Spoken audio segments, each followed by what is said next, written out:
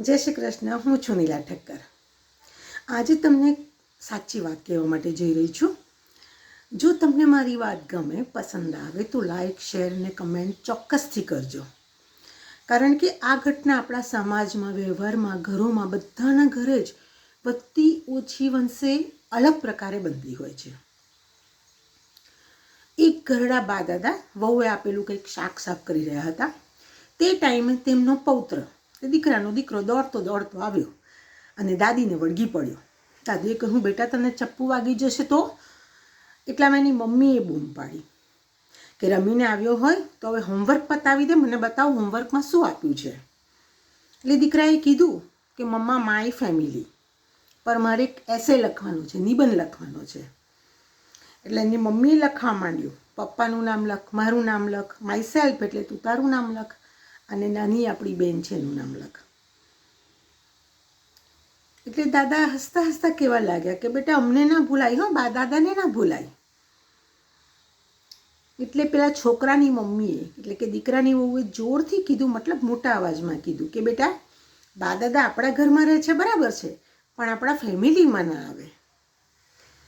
દાદાના આંખમાંથી આંસુ થંભી ગયા. બાનું મોઢું ગુસ્સાથી લાલ પીળું થઈ ગયું, પણ દાદા એમનો હાથ પકડી રાખ્યો કે શાંતિ રાખ, કશું ના બોલીશ.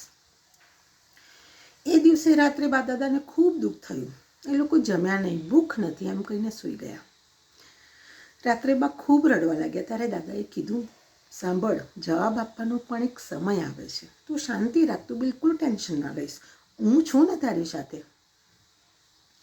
એક વાતનું યાદ રાખજો, આજ પછી બહુ કોઈ પણ કામ સોંપે કે કોઈ પણ વાત કહે તો મને પૂછ્યા વગર તું જવાબ ના આપતી. બાએ કીધું સારું. થોડોક ટાઈમ ગયો. બા દાદા મંદિરમાં બેઠા હતા અને દાદાના ફોન પર વહુનો ફોન આવ્યો. મમ્મીને ફોન આપો ને. દાદાએ એમની વાઈફને ફોન આપ્યો.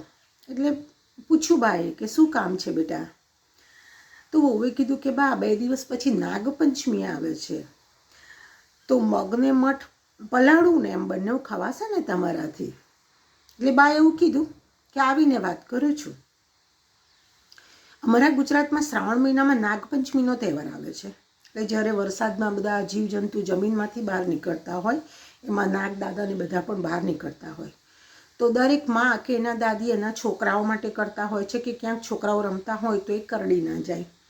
અને નાગપંચમીના દિવસે મંદિરમાં નાગની પૂજા પણ કરવામાં આવે છે. એટલે એ નાગપંચમીનો તહેવાર બાજરીની કુલેર, કોપરું, આઈસ્ક્રીમ, દૂધ કે ફણગાવેલા કઠોળ ખાઈને કરવામાં આવે છે.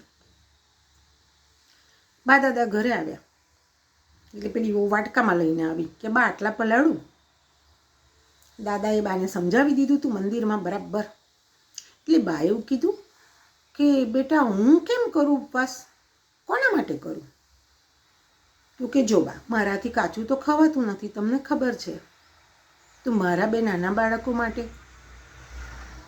બાએ કીધું, બેટા હું તમારા ફેમિલીમાં નથી આવતી, તો ઉપવાસ કોના માટે કરું?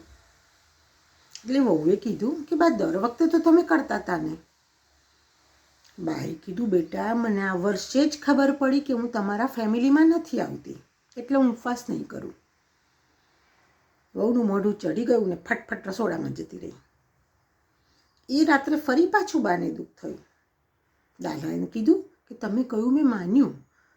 એ જ જવાબ વહુને આપ્યો, પણ કાલે કદાચ આપણા બાળકોને એટલે પૌત્રને થશે તો? દાદાએ કીધું, તું બસ બધાની ચિંતામાં જ આવીને આવી રહેજે.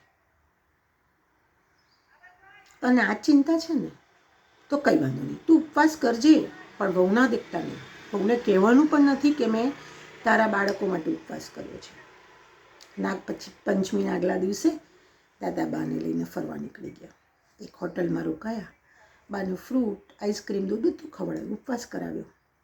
નાગ દેવતાનું મનમાં સ્મરણ પણ કરાવ્યું કે હવે તું ખુશ છે ને, પણ ક્યારેય તું વહુને બી એવું ના કહેતી કે મેં તારા બાળકો માટે ઉપવાસ કર્યો છે. એને પણ ખબર પડવી જોઈએ કે એણે જે આપણને કીધું છે, તમે મારા ફેમિલીમાં નથી આવતા, એને પણ અહેસાસ થવો જોઈએ. તો જો દાદાએ કર્યું એ બરાબર કર્યું? જો બરાબર કર્યું હોય કે ન કર્યું હોય, મને એનો રિપ્લાય તમે યસ કે નોમાં ચોક્કસથી આપજો. Thank you so much.